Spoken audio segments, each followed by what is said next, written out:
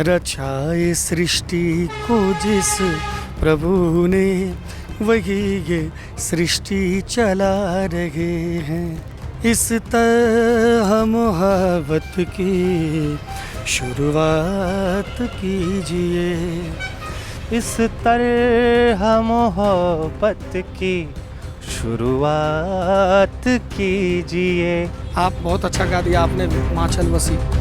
उसके बाद फिर मेरे पिताजी भी बीमार रहे थे और मुझे संगीत की बहुत इच्छा थी, बहुत तड़प थी संगीत सीखने की। तड़प जग गई, मुझे लगा कि इसके बगैर मैं जी ही नहीं सकूँगा। उन्होंने मुझसे वादा करवाया कि परमिशन मैं तुमको तभी दूंगा जबकि तुम जीवन भर ऐसा ही गीत गाओगे जो तुम अपनी माँ और बहन के सामने भी खड़े होकर गा सको। डॉक्टर रोशन सर को बहुत बहुत धन्यवाद देना चाहूँगा कि उन्होंने केवी स्टूडियो का निर्माण किया है और अच्छे अच्छे कलाकारों को भी वो आगे ला रहे हैं। मैं उनका चैनल कंटिन्यू देखता हूँ। कोई लड़का गा रहा है, कोई बच्चा गा रहा है और सबके आंखों में आंसू है। उनकी माँ कितनी खुश होती होगी जब देखता होगा कि मेरा बेटा गा रहा है और सब कोई तारीफ कर रहा है। गीत संगीत ही किया जाए, जब माँ की यही इच्छा थी और बचपन से मेरी रुचि भी रही है इसमें। आज रचाए सृष्टि जो भजन है उन्हीं की रचना है और हमारे गुरु हैं पंडित राम अवतार सिंह जी, फणिभूषण चौधरी जी और राजा राम सिंह जी। नमस्कार, आप देख रहे हैं केवी स्टूडियो बिहार और अभी हमारे साथ बिहार के जाने माने, भारत के जाने माने गजल सम्राट, भजन सम्राट धीरज कांत जी हमारे साथ है। सर, आपका स्वागत है केवी स्टूडियो बिहार में। बहुत बहुत शुक्रिया सर, मैं जानकारी लेना चाहूँगा, जो रचाए सृष्टि को प्रभु ने, जो गजल आपका वायरल हुआ था, एक बार अगर हमारे केवी स्टूडियो बिहार के माध्यम से वो 2 लाइन अगर गुनगुना तो काफ़ी मजा। बिल्कुल बिल्कुल। सबसे पहले तो मैं धन्यवाद देना चाहूँगा केवी स्टूडियो को। बहुत दिनों से इंतज़ार था कि हम लोग मिलेंगे और ये एक भजन है तो मैं इस भजन को गुनगुना रहा हूँ। रचाए सृष्टि को जिस प्रभु ने, वही ये सृष्टि चला रहे हैं।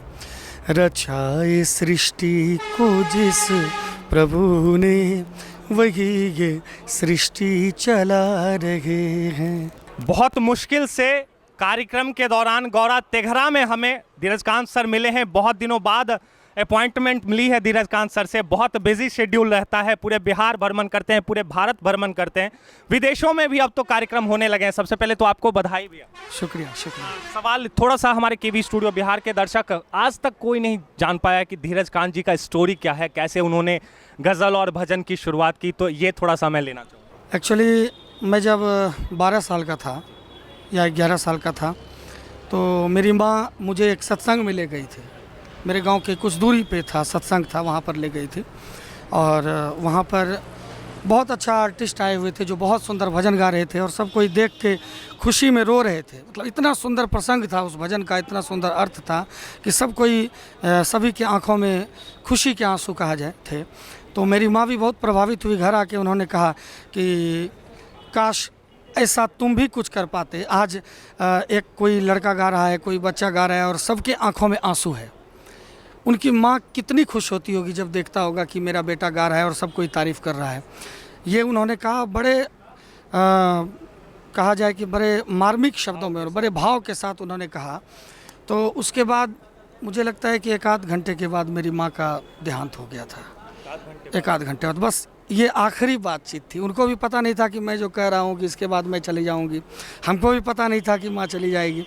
तो इसके बाद पता नहीं क्या मन में हुआ, उन्होंने ये नहीं कहा था कि तुम गीत संगीत ही करो, लेकिन फिर मैंने सोचा कि नहीं, गीत संगीत ही किया जाए। जब माँ की यही इच्छा थी और बचपन से मेरी रुचि भी रही है इसमें। मेरे परिवार में हालांकि कोई गायक नहीं है, कोई लेखक नहीं है, लेकिन फिर भी मेरी रुचि थी बचपन से, तो मैंने सोचा कि इसी को किया जाए और मैं अभी आपके सामने हूँ। धीरज कांत सर के गुरुदेव कौन रहे हैं? हमारे सबसे पहले गुरु हैं पंडित राम अवतार सिंह जी और उसके बाद हमारे फणिभूषण चौधरी जी, जिन्होंने मुझे शिक्षा, संस्कार और संगीत सब कुछ दिया है। आज रचाए सृष्टि जो भजन है उन्हीं की रचना है, उन्होंने ही मुझे लिख के दिया था गाने। और हमारे गुरु हैं पंडित राम अवतार सिंह जी, फणिभूषण चौधरी जी और राजा राम सिंह जी।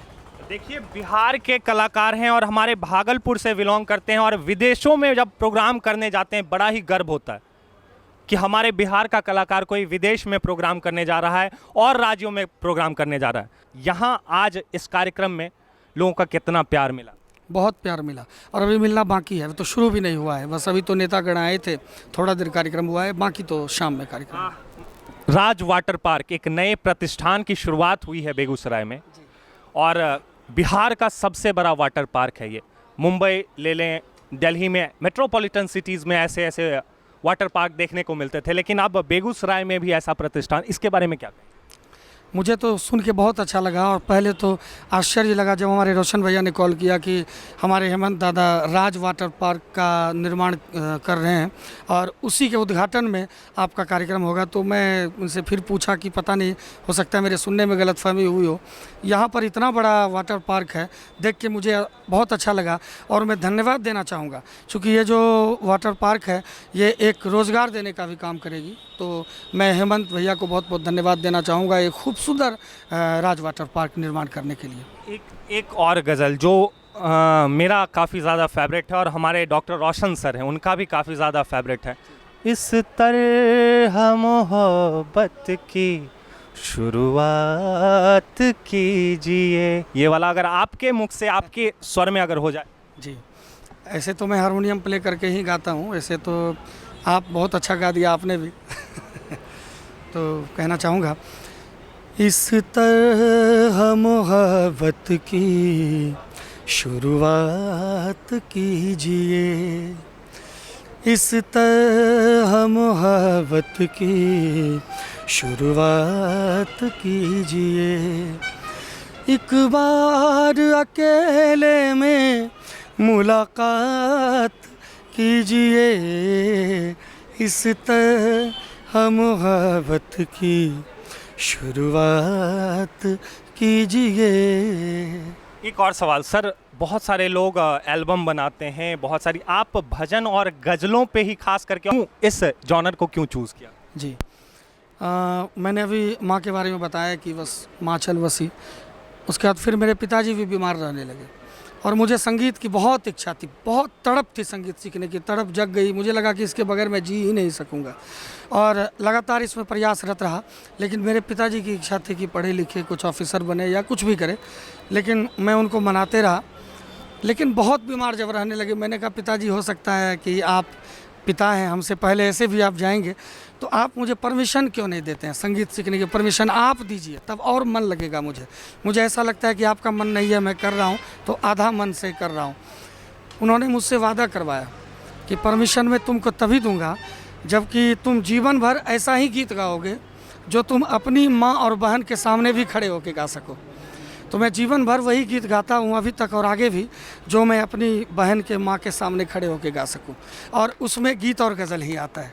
तो देखिए, एक बेहतरीन उदाहरण है सर का कि अपने माँ बहनों के सामने खड़े होकर गा सकें, और आजकल के अश्लील गानों में विश्वास नहीं करते और ना ही सुनना पसंद करते हैं। इतनी ज़्यादा ठहराव है इनकी आवाज़ में, इतनी मेलोडियस वॉइस है कि आप भी दीवाने बन जाएंगे। हम तो हैं ही, केवी स्टूडियो बिहार के भी दर्शक बन जाएंगे।